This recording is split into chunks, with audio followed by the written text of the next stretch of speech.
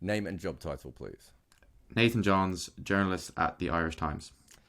Incredible that you didn't introduce yourself as Andy McBride hater. But anyway, we're going to talk about Lorcan Tucker today. How good do you think Lorcan Tucker is at batting? And try and ignore the fact that you know I've got a lot of opinions on this. Yeah, well, that's an impossible task because his record in the last 18 months, ever since they finally stopped using him as a specialist keeper who batted with the tail, has been really good, especially in T20 cricket. At one point, he was averaging over 50, batting at number 3. That's come down a little bit, but it's still, as a T20 average goes, it's pretty high. He's had a couple of decent days out in one-day cricket recently. He bats a little bit higher up than he has in the past, and obviously, he's got a Test match 100, and he had a good day, second innings at Lords recently when he got 40 odd. So he's a good player. He's a fascinating guy because as I'm sure you'll get into, the wicket keeping is interesting. His standards there. Some people in Irish cricket, and not even Irish cricket, just talking to various different analysts and stuff at Lords during the week. Some people actually think he's better technically than Tector, even though Tector's record is ridiculous in the last 12 months. I personally don't necessarily agree with that. I think Tector is a slightly better player, and maybe that's just biased because Tector's been doing this from a young age, whereas Tucker's doing this age 26, and the first 3-4 years of his career wasn't like that. But I think, I know what you think, but I think as Irish wicket keepers go, he could easily end up being the best of them. He could easily end up with a better international record than Niall O'Brien or Gary Wilson. Yeah, I mean, I'd be shocked if he doesn't beat Gary Wilson's international records. Niall O'Brien was a really good player, to be fair. If they even just got that out of him, I think he would be very good. But I think he has a lot more natural talent than Nobby. Sorry, Niall. He will listen to this too because he listens to everything. Or someone will tell him about it now. But I certainly think he can go to that level. So it's interesting. I want to start on the worst part of his batting, which is ODI cricket, because you said that he's done really well, and I felt that he'd done really well. His average in one-day cricket overall is 21, right? And when he has batted up the order, so when he's batted at number 5, his average is 22.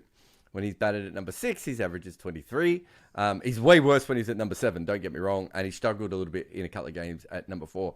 He's played some good innings in one-day cricket, but he doesn't look like he has the ability to consistently make runs in one-day cricket at the moment. And the reason I bring that up is most of the hype about him as a batter over that last 18 months that you're talking about has been T20 cricket and has been Test cricket. So we would assume that one-day cricket record will eventually get better one way or another. It may not ever be, the world's greatest ODI cricket. It may not fit the style.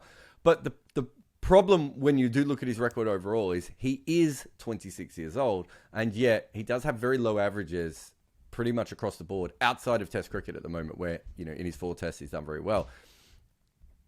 Is it just that he hit a purple patch in the last 18 months? Is it just that he went up the order? It still hasn't changed his overall average as much.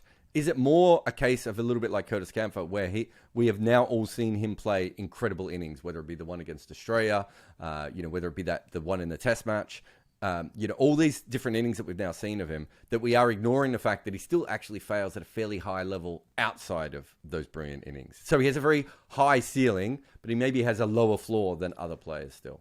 Well, I think there's 2 things to that. Actually, first of all, because I think it's important to mention, and I'll forget otherwise, I think there's a really good chance he opens the batting in this tournament in Zimbabwe because they have changed openers. Stephen Doheney struggled. He had I think he had a run of 9 or 10 games opening the batting with Paul Sterling.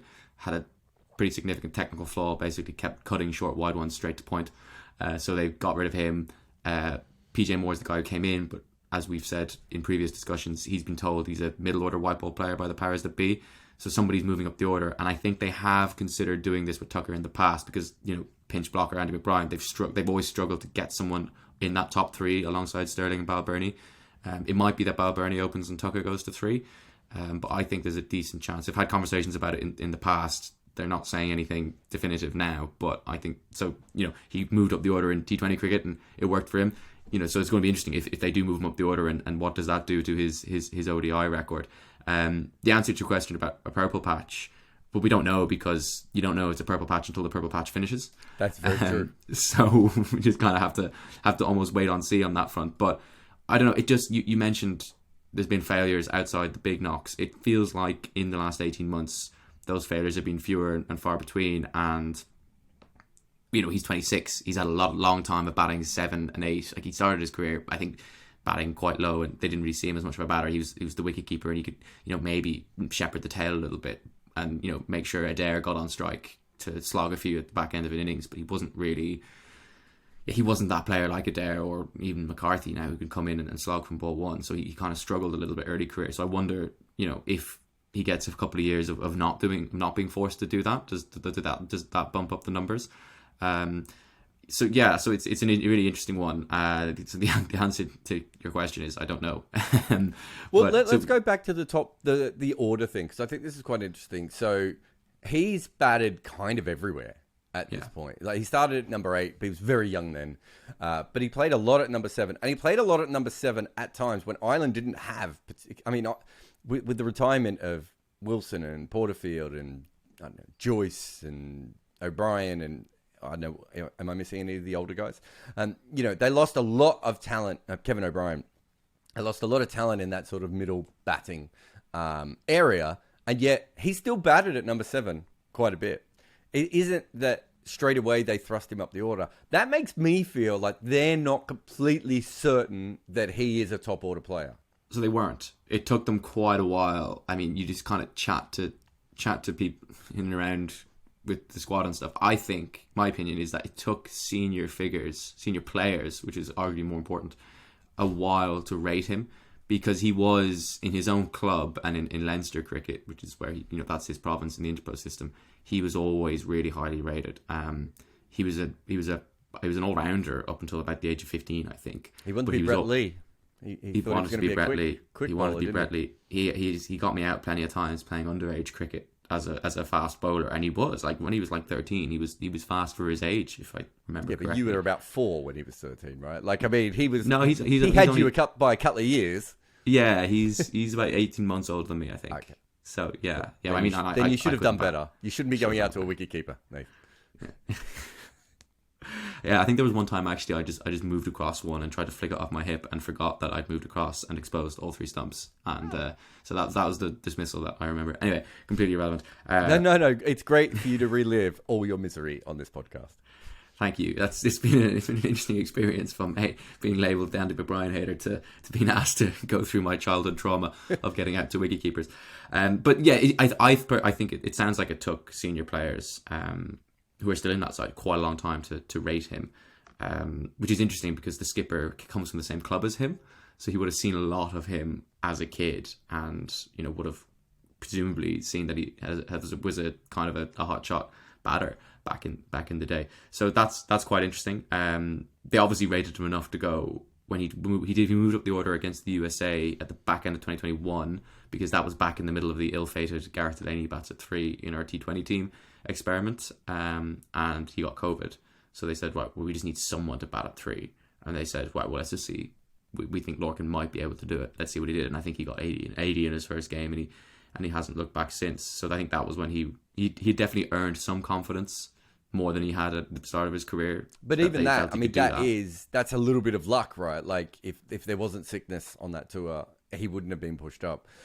I'd say my theory is, and I spent a lot of time looking at him this week, but also looking at a lot of footage of him, and I've got quite obsessed with him because when he first came in, I thought this is a specialist keeper who can chip the ball around a little bit and will be handy with the bat, but nothing more. And in the last 18 months, I know I get asked about Lorcan Tucker like on every third podcast, right? It's incredible how often he comes up. And I've said fairly consistently, I think I got it wrong. And I think he's a better player than what I thought. But now I'm starting to think, well, wait a minute. There must have been something that I was seeing and that perhaps the island captain and, other Irish people were seeing. And so as you're more than aware because you had to sit next to me, I got really obsessed with him this week. He really does have almost, I call it hyperactive keeper disorder, right? He can't sit still at the crease. He's moving all the time. He wants to be involved in everything when he's batting. I think you were next to me when I was counting. There were 5 balls in a row where he didn't just stand still and face a ball. He either moved forward or back against a fast bowler. Against Jack Leach, he was backing away outside leg stump when he didn't need to do that. It's Jack Leach on day one. Just play the ball on its merits and you'll score against him. He's not a particularly hard spinner to face on day one of a test match.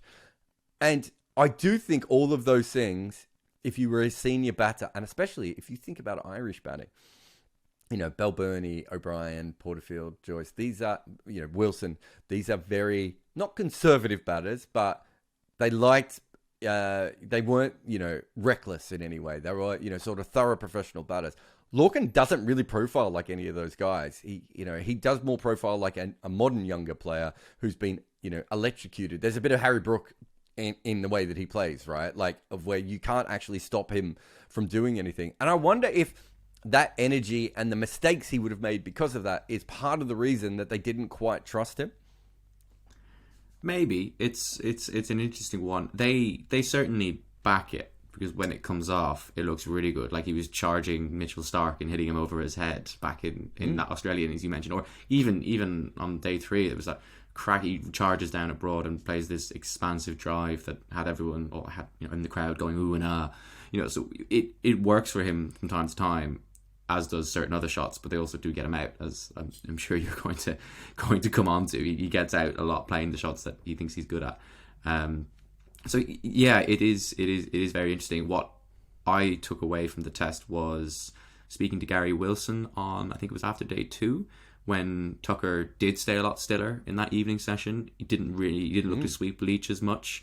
He actually played Leach. He flicked him quite well. They left the gap in mid-wicket open, and he just kind of got his on top of the ball, not a lot of spin, and started flicking to mid-wicket for 2 or 3 boundaries. He played him in the V a lot more than trying to sweep him as he did on day 1. And Gary Wilson kind of said, yeah, we had a chat to Lorcan about the tempo of his innings, about how, you know, and I think the subtext of that was how you don't need to be this, you know, hyperactive Duracell bunny. You can stay in your crease a little bit more and just play strong shots to get yourself in. And then if you start getting bogged down a little bit, that's when you can kind of use the crease a bit more to try and counteract and throw pressure back on the bowlers, which was interesting, because Tucker did bat very differently in the evening session of day 2 than he did in his first innings, when he was moving around a lot more. But then on day 3 he started moving around again, and like I said, it worked. There was cracking drives off Stuart Broad, but it's ultimately how he got out trying to sweep again. Yeah, it and all that sort of stuff's really interesting as well, because he's batted down the order, there's probably something within him that thinks that, I don't want to say imposter syndrome. I don't mean this in a bad way, but everyone has it, right? Like, there's a point of him where he's not sure what he is at the moment, and he's probably been the crackerjack wicketkeeper batter like a lot of his time. And even when he was throwing up the order in T20, he was thrown up because he was the crackerjack, right? But he actually has, and this is why I find him so fascinating as a batter, because I think he has the skills. You mentioned Harry Tector and whether Harry Tector was better technically, right? I actually think that if you pare back all the nonsense around Lorcan's batting, there's almost not much wrong with him technically at all. He's a very fundamentally sound technical batter, but he also has the ability to go to that 5th and 6th gear in a way that it would take Tector an hour to warm up to ever find that kind of gear, right? Just different ways that they go about their batting. And I do wonder how they, as a cricket body, but also, you know, personal coaches that he has, you know, anyone he's working with, how you get it so that he understands when he needs to use 6th gear and when he needs to use 4th gear, right? He's probably never going to be a guy who's going to spend a lot of time in 1st or 2nd gear, but he's got to work out how to sort of go ramp up and ramp down.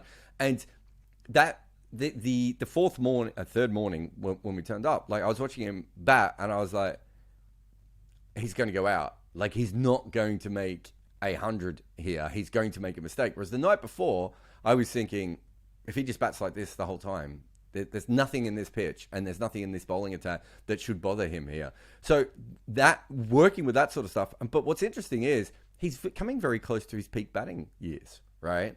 And it feels like he still doesn't know the best way to use his own talents yet. And maybe a lot of that is because he hasn't done a lot of batting at the top level in the top order. Because that's where you learn that. You don't learn that at number 6, 7, and 8, right? You learn that in the top order, playing your best batting. And he's still in development because he hasn't batted high enough for long enough. And also, and you and I talked about this on a whole nother podcast, but he also just doesn't bat. Ireland he doesn't play enough cricket, especially probably 4-day cricket that he needs to play to be able to work out all those different things. So they're in a really interesting position where he might just end up being a wicketkeeper who averages 26, 27, but everyone remembers his greatest innings, or he ends up being a number 5 and bats behind Harry Tector in red ball cricket, and then in white ball cricket bats at 3 or 4, wherever they need him. He could go in any direction from here on in, and it's how Ireland cricket makes him understand what he's best at is such a fascinating way forward. And I think he understands that as well to an extent, because just on your point about you need to learn at the top of the order. I mean, I spoke to him during the Afghanistan series they had last August. I think it was August last year up in Belfast, when again that was like the first. He had a 5-game series at batting at number 3, and he scored a lot of runs, and they won that series. And he scored a lot of runs against Rashid Khan, which was really interesting. And he kind of said, yeah, look, when I was batting 7 or 8, I just didn't really know what my role was. Yeah.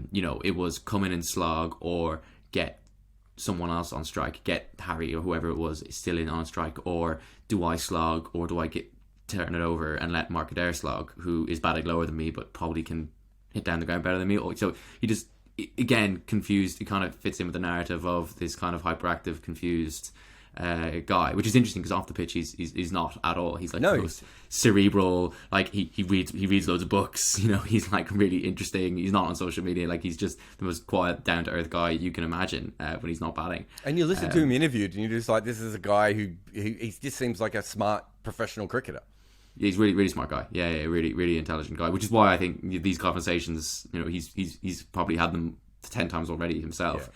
I want to get back to something you said actually a minute ago. So this happened to Moeen Ali. So if you think about, if you're a talented young player in Irish cricket, right, would he have ever batted outside the top 4 or 5 other than when he was like 14 or 15, right? Like as he's coming through the system, my guess is he probably played top order cricket the majority of the time. Even as a keeper, he would have been right up the order because he would have been so good.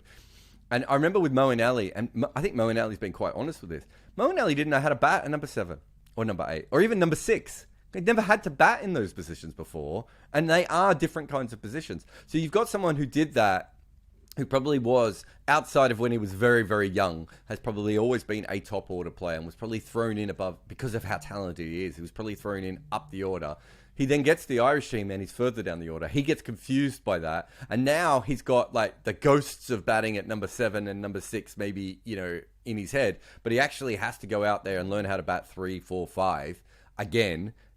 These things do confuse professional athletes. I know we think they shouldn't, but they do. And if you haven't played as much cricket as, perhaps he might have if he come through the county system, he might not be quite as grooved as he should be to be able to, conquer that in the way that they need him to.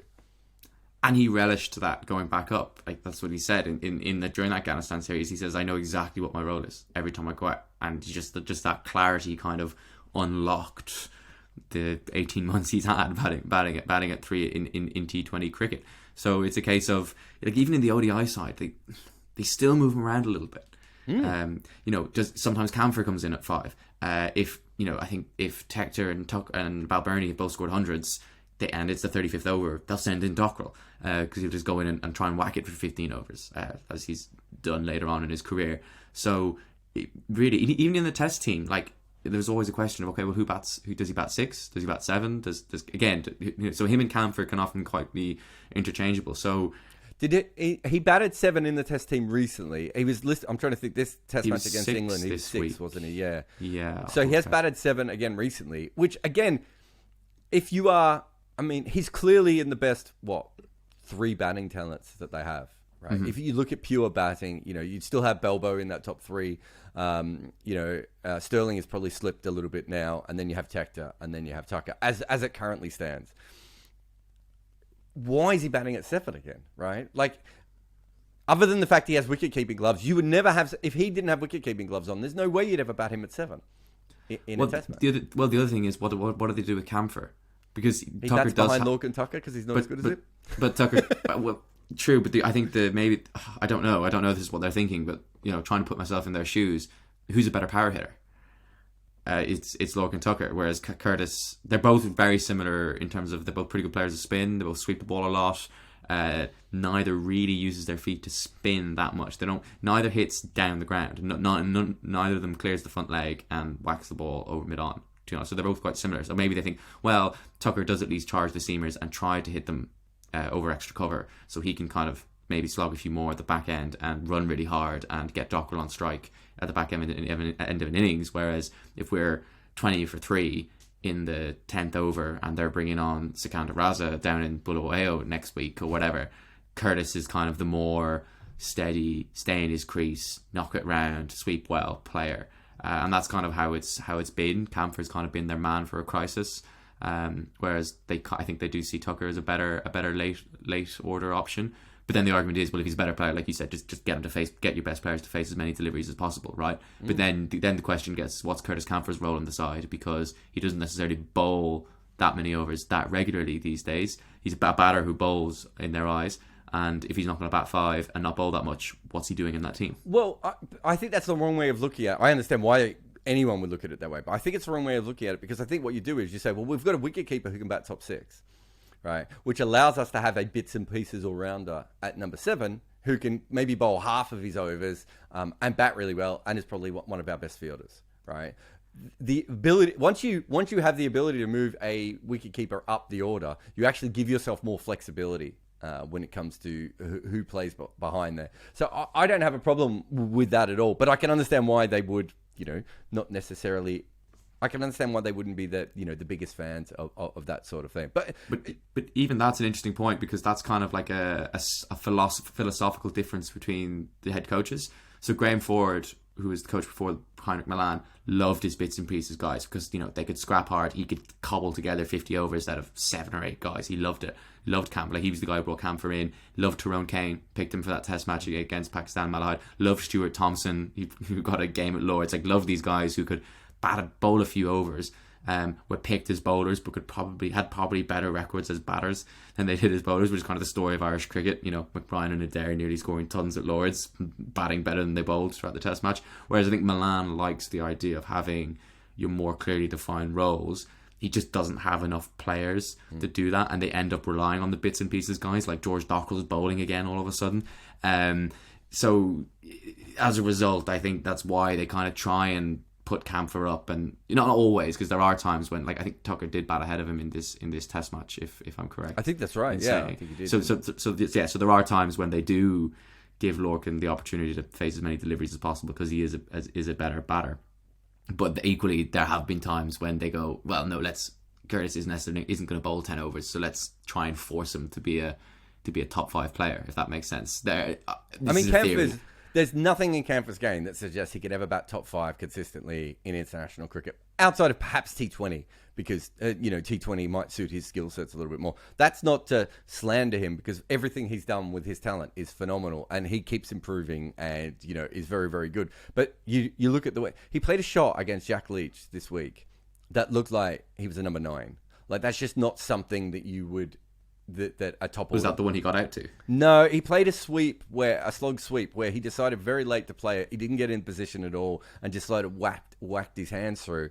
And that's the kind of player that Campher is. But he's not a top 5 international talent, right? At number 6, he's probably slightly below par. At number 7, he's probably okay. And that's kind of what I'm saying. If you bat him at number 7, he can probably average between 25 and 35 and have some high impact. Plus, he has a second skill. You can argue he's such a good fielder, he maybe has a third skill. I think that's the best way for him. Whereas Tucker, I actually want him to be up the order in every situation as much as possible, because I want him to learn more about batting, right? Like, his upside is so much more than Campher's upside is at the moment. That doesn't mean that Campher won't end up being a better player than him. That's a separate argument. But if you actually have a look at them, I don't think there's any bowler who's too quick for Lorcan Tucker in the world. He plays high pace very, very well. You talked about the Mitchell Starc shot before. We saw him against Broad and Tongue without any worry there. Spin is a different one, and we'll get there in a moment.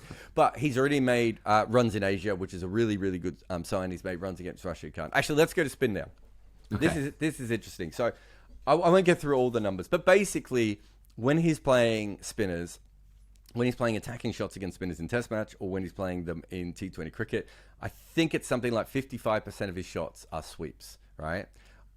From an analytics point of view, any player who plays the sweep shot more than 5% of the time, we would consider a sweeper. So he's way up on that. Not quite up there with what's the is it Scott Edwards, the captain of Netherlands? I think he might be the world's most dramatic sweeper. He plays it every single ball, but he's not quite on that level. But he's very, very high up on the list. And so then you start to have a look at his record, and in T20 cricket he averages 16 when sweeping. It's not the average you want if it's the shot that you're playing the most often, especially for him because he at the moment still batting in the middle order. Although as you said, he might end up being an opener in certain formats. Then you've got the fact that in Test cricket, he averages 12 in T20 cricket playing the sweep, and then in Test cricket he averages 16 when playing the sweep. He's had 8 Test innings so far. He's been dismissed by spinners 5 times, and all 5 of those occasions are sweeps. And I became obsessed with this early on because he was out there batting to Jack Leach, and we both know he's a sweeper, and they had all the fielders up England. And I think I said to you straight away, does England know something that we don't know? Because it didn't make any sense to us that you wouldn't have someone out on the boundary, because that is just a normal thing to have for a player who sweeps. They got him out twice playing this shot. There's clearly a major issue here. Obviously, is it Scott Irvine? Is he the analyst? Yeah, Scotty, yeah. A very good analyst, all over Instagram if you want to check out his work. He would clearly, I don't think I'm the first person to notice this. Clearly, England had noticed it before I had, if no one else. I'm sure Scott would know that as well. That's a really interesting one. If he's going to be a middle order player, he has to have other shots to be able to score against spin, because as it currently stands, he may love the sweep shot, but the sweep shot does not love him. Well, again, yeah, that same interview I referenced before when he talked about the role clarity.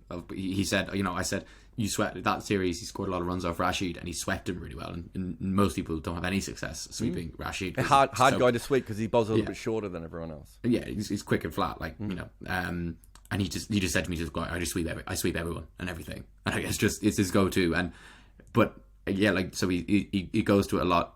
He generally does score runs with it, but he gets out a lot as well. So, and it's kind of one of those things where I think cricketers love to say, if I haven't got to get out, at least I'm getting out playing my best shot or something like that. It brings me a lot of success, and if it brings risk, but the reward is going to be worth it. I mean, those numbers and those averages suggest that in his case, it's not worth it.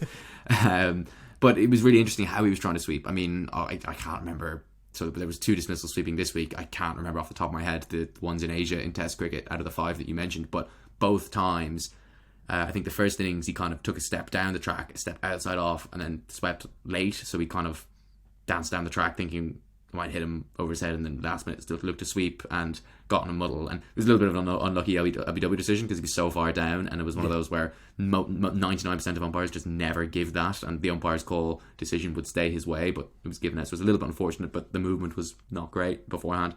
And then in the second innings, again, there's no one back on the sweep, and he's looking to sweep fine, and he's moving across, and he ends up just completely getting in the wrong position to play it, and he gloves it onto his leg stump. Well, I think he actually in that second innings, I think he's going to go. He has his bat up here, which won't make any sense to anyone listening on the podcast. But he has his bat up near his shoulder, like he's going to play that really fine, almost that shovel type paddle sweep. But then if you watch the shot he plays, he ends up playing a very normal sweep in the end, but from outside the off, from moving himself over a little bit. So it's like he made 2 different decisions on how to get the ball fine. Which in some ways shows he's a very adaptable sweeper. But again, every time, both of those dismissals come from him moving or changing his mind all the way through, which maybe shows, I think you used the word clarity before. Like there are times when I look at Lorcan Tucker and I'm like, I'm not sure how clear he is with what shot he is going to play here. Off the field, we know he has incredible clarity, but when he's on the field, it's not quite there as much. And the other thing that I would add to that is, do you remember that over that I was talking about before against Stuart Broad? So he runs down the wicket first ball. He then jumps back onto his stumps dramatically 3 times. And then the fifth ball, or the last ball of the over that he was facing, he runs down the wicket again. I get the idea of that. And I've obviously written about how modern batters are using their crease a lot more in Test cricket to try and put off bowlers. But what he's doing is putting himself in moving positions or dramatic positions over and over again. Whereas actually he could move very subtly into those positions and be completely set. It's the same with the sweep shot against Jack Leach in that first innings. He could have set himself up for that without jumping. If you look, he actually jumps into position. I think I've got a still of it where you can see him in midair and you can see the stumps underneath his feet, right? That's not what a really high-class batter should be doing. A high-class batter can move into those positions, but make sure that their head is still and everything else. There just is this sort of reckless energy to everything he's doing that comes across, and I think it's probably the easiest place to see it is when he's attacking a seam bowler or when he's playing these sweep shots. There's almost too much going on in his head for him to just be like, I'm just going to play this shot. It feels to me like, and I don't know how you conquer something like that, because I was a terrible batter who probably was exactly the same. I'm sure if someone was looking, if there was some idiot like me looking at my batting technique, they would have said the exact same thing. You've got a special visitor behind you on the video there too. Sorry. So the exact same thing, right? And I get it. I completely get it. That's the thing that it'd be really interesting to see if he could conquer, because I think everything else is there. I think all the game is there. And I think it comes out in sweeping, but I don't think it's a sweeping error, if that makes sense. Well, I think with the sweep was really interesting because it's what he was trying to do with the sweep. And we mentioned there was no one back on the shot. So you just need to hit it and hit it hard. You don't necessarily need to be worried about too much about where it goes, because with no one back, you just need to hit a yard either side of that man who was on square leg. You don't necessarily need to be going to the exaggerated, okay, I need to get it really fine because square leg inside the ring, or not ring in Test cricket, you know what I mean? Yeah. Is on square, so I need to get really... You just need to get into a position and hit it hard, and, you've got a fairly decent chance of beating him. Or even if that man was back, you don't need... He's sweeping for boundaries instead of using it as an option to get off strike. Yeah. Well, also, if you... I think you're right. If he can play the sweep well, and all he has to do is play a conventional sweep 6 times, right, over 3 overs to Leach, and there's probably 2 boundaries in that, without him worrying about where the field is exactly set, right? Just because he's going to be hitting the ball quite hard, and as you said, if he gets at 1.5 meters to either side of any of those fielders, whereas in actual fact, what he was trying to do was make sure that every single sweep went into a gap, or every single sweep was absolutely smashed, and I'm not sure he needed to do either of those things in that situation. We saw how Mark Adair swept when he got runs, and he just didn't really care where the field was. He said, right, I'm just going to put my foot down the wicket, hit it hard. Yeah. And because of the line of the ball, quite often he had to fetch it from outside off, but he's in a good position. So because he's trying to hit it hard in front of square, but having to fetch it, it's going behind square and in that gap anyway.